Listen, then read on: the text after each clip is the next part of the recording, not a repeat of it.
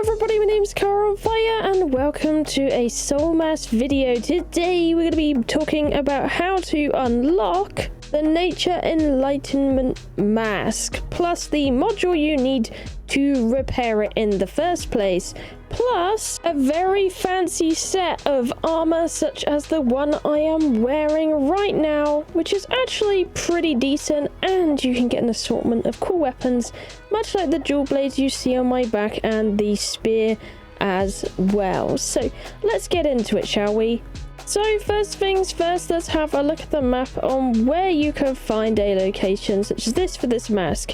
You are looking at here on the map, the Ancient Dungeon Guardian Plunderer Elite. So you have a little portal here that you could use, and then you go up to the room. I'm going to run through just to give you an example of that. You could also set a fire up just below if you wanted to have that as your respawn point. But yeah, that's what I used to do before the whole portal thing. But yeah, we go in here. There's some loot around here you could get if you want. You're going to go straight down here. Then you go here, and at the bottom of this directly is the Elite, which I'm going to avoid, hopefully. I don't think he triggered. And then we go all the way down into this room over here, and here is the place we need to be for the actual triangle. And just observing, yeah, nobody's following us. Lovely. So for this, you interact, and you can see it's going to take a green crystal, a yellow crystal, and some mask energy to go in here. Plus, it's going to take a level 40 awareness strength to actually get in the dungeon itself. So that is what you're going to need. You can get yellow crystals from deconstructing the little red diamond perks you get for your mask, if it helps for yellow crystals. And just for a second map reference as well, there you go, there is where it is. And there's also a tablet here as well. I think it's around, yeah, here if you want to read it. So let's go through some tactics of these randomly generated dungeons. There's going to be keys in the dungeon that you're going to need to unlock the main door, as you'll see through the video in the background you'll be watching. And the dungeons tend to be full of these mini little robots that you do tend to get in well, general dungeons anyway, the pyramids and all that. So they're very prevalent, so you're gonna need corrosion tanks to help get rid of them. If you can pull up a few together and you have multiple people with you, then it might be worth doing that. If you're confident in taking several one at a time, just remember some of them have stunning abilities on the little robots that go around, the slayers. But yeah, if you could splash a bunch of them with the corrosion tank, it will definitely save you some corrosion tanks, as these can be very expensive on corrosion tanks. I recommend bringing quite a few over and all sorts, because you're going to need a lot of them. Especially if you're solo, you probably don't want to group them up as much, and that means you're probably going to want to use more corrosion tanks. Unless you just want to hammer everything, that's also an opportunity, like an option. But to be honest, I prefer corrosion tanks and gauntlets, because you get rid of them pretty quick when you do that. And honestly, it's a lot of fun doing that, but it depends what you like to do. But yeah, that's kind of the premise. You're going through the dungeon, defeating many slayers along the way. There's going to be a bunch of them, which is going to drop some nice modules and metals and stuff for you in the dungeon. This dungeon is also full of traps, including spike pads, which you definitely don't want to land on, as they will kill you very quickly. There is also swinging axe traps. And there is also falling traps as well, which is like a blade falling, which you will see throughout the video, and how we deal with them. There is also a multitude of crates around the place, which you can loot for assortments of really good items, including some of those resources that you're going to need to make the actual mask itself. Now, what I will tell you about this dungeon is you are not guaranteed to get the mask every time, nor are you gonna get the mimicry module either that you need every time. Sometimes you can just get nothing in regards to that, and you'd have to run it a few times to try and get it. Is one of those RNG runners, I'm afraid. Sometimes you can get seriously lucky, like my first time running the dungeon, where I got 2 masks in the end chest, and then we got like nothing for 5 runs afterwards. It's definitely one of those. But yeah, best of luck to you when it does come to running the dungeon that you will get the mask, but it can be one of those where you have to run it quite a few times. So you're going to want to make sure you stock up on the corrosion tanks and all sorts. So yeah, if you're not using the corrosion tanks, like I said, it will be like using the hammer, but yeah, that is the options you have. I also recommend decent buffing food. Think like fried pumpkin rings and like smoked ham legs and stuff like that. Make sure you get all your food buffs running, as it will help you a bunch in this dungeon and be extremely helpful. Either way, let's come to our first key rooms. So you could get a few different bosses. You could get the big triangle that shoots laser beams out. You could also just get like a really big slayer in here. Sometimes it depends, it can differ, but you do need to actually get rid of it because it will spawn in a key behind it once you've defeated it, and you're going to need this so you can unlock the boss exit, because there's going to be a boss room you need to take on at the end of this dungeon, which can be rather tricky. But yeah, once you've defeated that boss in there, like the mini boss, you'll be able to grab the big floaty key and its loot chests as well, which could be a very nice bonus. These are also the type of rooms where you can find like the special armor and weapons in the chests. So it is very rewarding running these dungeons in general, and very nice. But yeah, you pick up the key on the floating podium, you can't miss it, it's really shiny and big, and you'll grab that first key. Now also somewhere around the layout there will also be a second key laying around you do need to pick up to be able to open the end boss door. It seems to be like hidden randomly in the dungeons somewhere. I mean, they're not really big dungeons, they are timed dungeons, but honestly a lot of the time you should be able to get this all done and wrapped up before the end of the timer, as long as you're being very careful and strategic about the whole encounter. Definitely take your time if you're on your own, or use your NPCs as well. That is also an option you can do. But yeah, there are a few rooms. There's also a room that is like a big loot room which has a chest in it, which will give you a few more goodies in there, especially weapons it's prone to give you and all that lovely stuff. Once you've explored the dungeon and you've got the couple of keys, you will be going to find the boss door, which now should open once you have those keys.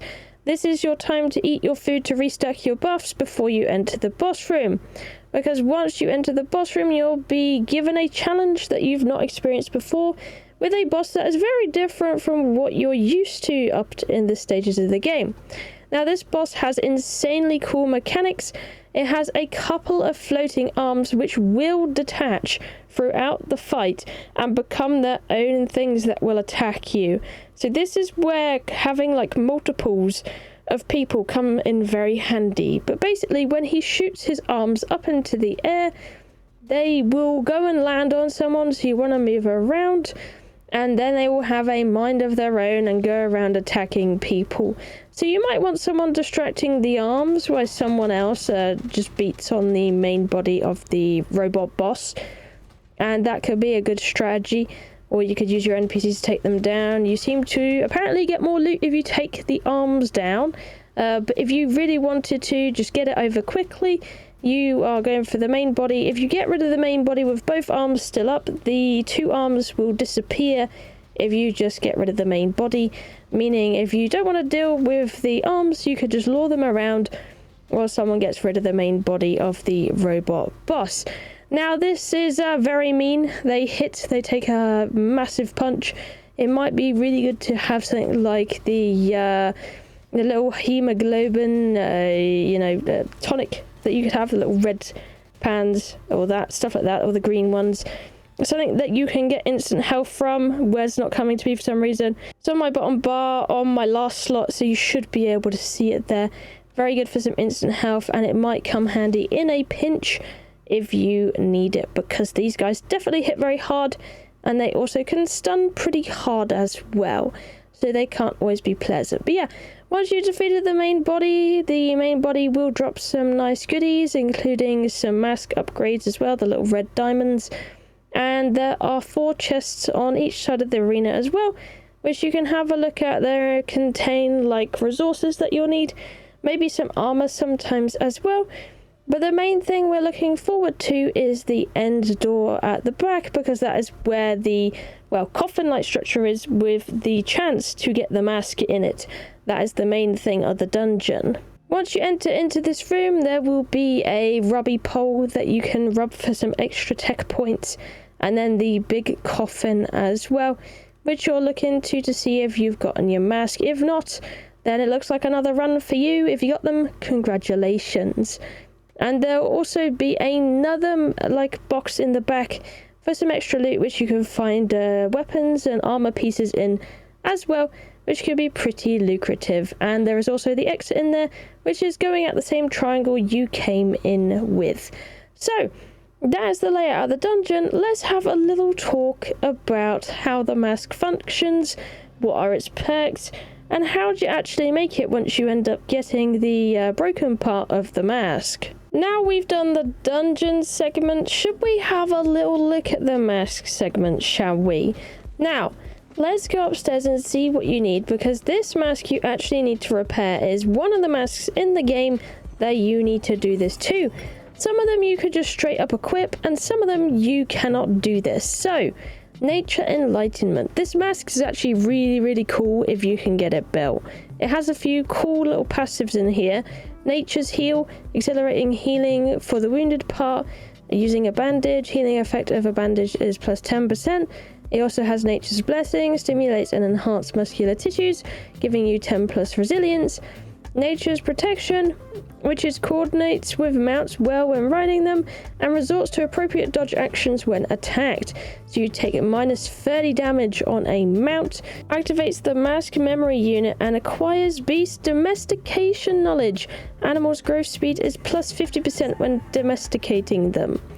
Then there is also this one: when activating, gains abundant hunting XP, awareness XP obtained after defeating beasts, plus 10%, which is massive. There's also Nature's Domain, quickly learns the beast's attack patterns from knowledge on battling against beasts, obtained from the mask. Damage received from beast, minus 10%. And then here is the mimicry mode.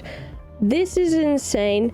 Morphs into the shape of its former master and the son of the forest using the mask data.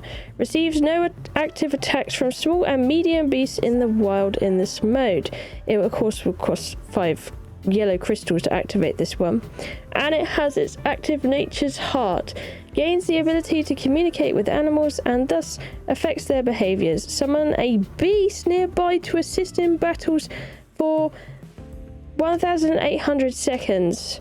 So that is really cool. You can actually be a summoner with this mask. It's going to take a bunch of modules as well. So module 1024, that's going to take photon crystals, mithril, all sorts which you can get throughout the dungeon and all sorts like that, or around harder areas of the map. The next module 1048, let's have a look at that one. That one is going to take crystalline, nanofibers. So yeah, very expensive stuff. It does get up there. You also have 1069, oh, very nice. Again, taking loads of stuff. I'm just going to show you all the crafting ingredients, just in case you want a reference. 1077 as well. Just takes more of the same thing. You need a bunch of mithril and photon clusters, which you should be able to get throughout this dungeon. Then 40 green crystals to repair the mask, so you can actually learn it. So yeah, that is a massive thing when it comes to this whole mask and learning it. But the abilities are super cool and definitely worth giving a try, as well as the stuff you can obtain from the dungeon itself. It's slightly worse than like frog gear, but this stuff is pretty decent itself. I haven't found myself a necklace yet. Unfortunately, I get a lot of boots and I get a lot of arms. But yeah, decent armor. It's nice free armor as well if you just want some, and it looks pretty good as well. The weapons are also the same. They are, hang on, let me just have a look. Yeah, so for my purple iron dual blades, the weapon damage is 69, and then for these it's 73, so they are definitely a step up to the other ones. So definitely a very nice weapon, and the same with the ancient bone spear as well. So yeah, you can find all sorts of ancient bone weapons in the dungeon of all different types that would be worth picking up. and a bunch of other nice materials and endgame resources. But anyways, if you enjoyed the video, let me know in the comments down below and give the video a like. Thank you for watching, I love you, and I'll see you in the next one. Bye bye!